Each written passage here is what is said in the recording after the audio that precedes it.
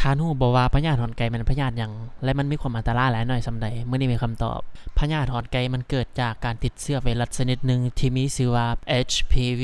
ซึ่งพญาติตัวนี้มีหลายกว่า200สายพันธุ์ซึ่งมันจะแสดงอาการให้เราเห็นก็คือมันจะมีตุ่มติ่งน้อยๆป่งออกมาคล้ายคือซีนป่งอยู่ตามอวัยวะเพศหรือบอนที่มีการติดเชื้อซึ่งตุ่มจะมีลักษณะเป็นสีแดงอ่อนหรือสีขาวดอนๆขึ้นกับชนิดของเชื้อพญาติและลักษณะพิเศษอันหนึ่งของมันก็คือมันจะบ่มีอาการคันหรืออาการแสบใดๆทั้งนั้นถ้าหากว่าตุ่มนั้นบ่มีการหุกโถจนว่ามีบาดแผล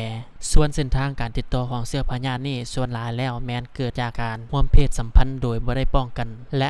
50% หา 60% ของคนที่เป็นพยาธิตัวนี้แม้นคนวัยหนุ่มวัยรุ่นส่วนเส้นทางการติดต่อระหว่างแม่สู่ลูกเวลาเกิดลูกทางซองคลอดแม้นมีน้อยที่สุดการใช้ห้องน้ำและการอาบน้ำร่วมกันจะบ่สามารถติดเชื้อพยาธิตัวนี้ได้ส่วนหลายแล้วพยาธิตัวนี้สิเกิดขึ้นนำผู้หญิงหลายก่อนผู้ชายเนื่องจากว่าพื้นผิวอวัยวะเพศหญิงนั้นมีความชุ่มชื้นเหมาะแก่การเจริญเติบโตของเชื้อพยาธิหลายก่อนเพศชายหลังจากที่เราได้รับเชื้อพยาธิเข้าไปแล้วเชื้อพยาธิจะใช้เวลาในการฟักตัว1เดือนหา2ปีแสดงว่าหลังจากที่ทานรับเชื้อเข้าไปแล้ว1เดือนหา2ปีนั้นบางคนจะบ่แสดงอาการใดๆให้ทานเห็นว่าทานมีเชื้อพยาธิตัวนี้ซึ่งเชื้อพยาธิตัวนี้จะแสดงอาการให้ทานเห็นไวหรือซ่านั้นขึ้นกับว่าภูมิต้านทานของร่างกายของทานนั้นมีความแข็งแรงหลายน้อยส่าใดฉะนั้นแล้วคนส่วนหลายจะบ่ฮู้ว่าตัวเองนั้นติดเชื้อพยาธิตัวนี้มาจากไผพอก่อนที่มันจะแสดงอาการให้เราเห็นนั้นมันใช้เวลาดนและบางคนมีเชื้อพยาธิอยู่แล้วแต่บ่แสดงอาการให้เราเห็นจึงเป็นสาเหตุหนึ่งที่เฮ็ดให้เชื้อพยาธิตัวนี้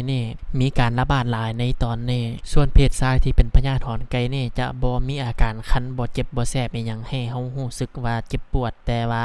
มันจะเฮ็ดให้เราเสียความมั่นใจในตัวเองและเมื่อมีเมียแล้วมีโอกาสที่จะติดใส่เมียหลายที่สุดถ้าพยาธินี่เกิดในผู้หญิงและเกิดอยู่ทางในซองคลอดหรือว่าอยู่ในปากมดลูกจะพาให้มีอาการแทรกซ้อนก็คือเสี่ยงต่อการเป็นมะเร็งหลายขึ้นและ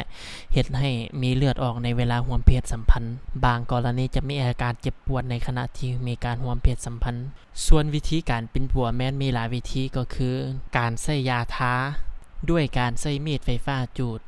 หรือด้วยวิธีการผ่าตัดเอาตุ่มออกและวิธีการปิ้นปัวอื่นๆขึ้นกับขนาดและความรุนแรงของเชื้อพยาธิแล้วแต่ทิศทางการปิ้นปัวของแพทย์หมอและความพึงพอใจของคนเจ็บฉะนั้นแล้วพยาธิตัวนี้ได้รับการปิ้นปัวไว้เท่าใดยิ่งเป็นการดีหลายสำนั้นอย่าปล่อยให้เชื้อพยาธินั้นแข็งแรงและสายเกินไปที่จะรักษาเงินคำเป็นสิ่งนอกกายบ่ตายหาไม่ได้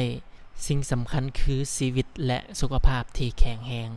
ส่วนวิธีป้องกันก็คือเราต้องมีคู่นอนแต่คู่เดียวหมายความว่าบ่เปลี่ยนคู่นอนเรื่อยๆและถ้าหากว่ากรณีจำเป็นต้องได้นอนกับคู่อื่นแม้นต้องได้ใส่ถุงยางอนามัยทุกครั้งแต่การใส่ถุงยางอนามัยนั้นบ่สามารถป้องกันเชื้อพยาธิตัวนี้ได้ 100% ฉะนั้นแล้ววิธีที่ดีที่สุดก็คือฮักเดียวใจเดียวมีคู่นอนคนเดียวนั่นแหละ